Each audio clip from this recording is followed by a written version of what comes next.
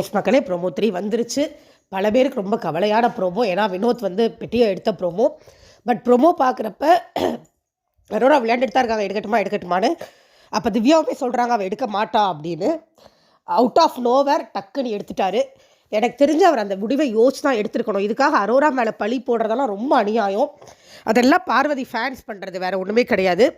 அவருக்கு 40 வயசுக்கு மேலே ஆகுதுங்க. அந்தளவுக்கு ஒரு சின்ன பொண்ணு சொல்லி ஏமாந்து போயிடா எடுக்க மாட்டார். அவர் யோசிச்சு தான் முடிவு எடுத்திருக்காரு. கவின் ஒரு முடிவு எடுத்தார்ல, கிட்டத்தட்ட அந்த மாதிரி ஒரு முடிவு. ஓகே, அவர் கவின் வந்து எமோஷனல் எடுத்தார்.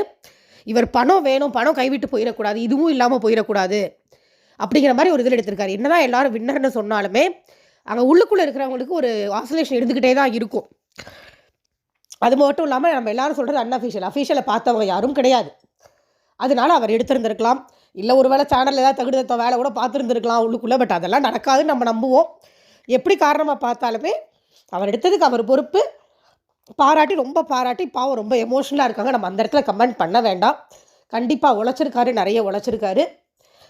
One of the best contestant அப்படின்னு நம்ம கண்டிப்பாக சொல்லலாம் வினோத்தை. அவரோட திறமை ரொம்ப சிறந்தது. இந்த கேமில் அவருக்கு இருந்த கோப தாபங்கள்லாம் நம்மளுக்கு நிறைய மாற்று கருத்து இருந்தாலுமே பாடல்னு ஒன்று வரும்போது Vinod is a very very very very good singer. நல்ல திறமை. அந்த திறமையை வளர்த்துக்கிட்டு கோபத்தை குறைச்சிக்கிட்டு நல்லா இருக்கட்டும் அப்படின்னு சொல்லி நம்மளும் வாழ்த்துவோம். அடுத்த மீதி இருக்கிற சாண்ட்ராவை தவிர மீதி இருக்கிற 4 பேருமே எனக்கு திவ்யா கூட பெருசாக உடன்பாடில்லை. மற்ற எல்லாருமே கண்டிப்பாக எலிஜிபிளான கண்டஸ்டன்ட் தான். அது இல்லைன்னு யாராவது உருட்டினாங்கன்னா அதுக்காக நாளாக அதை ஒத்துக்க முடியாது. கஷ்டப்பட்டு வந்திருக்காங்க. நல்லபடியாக யாராவது ஜெயிக்கட்டும். நன்றி.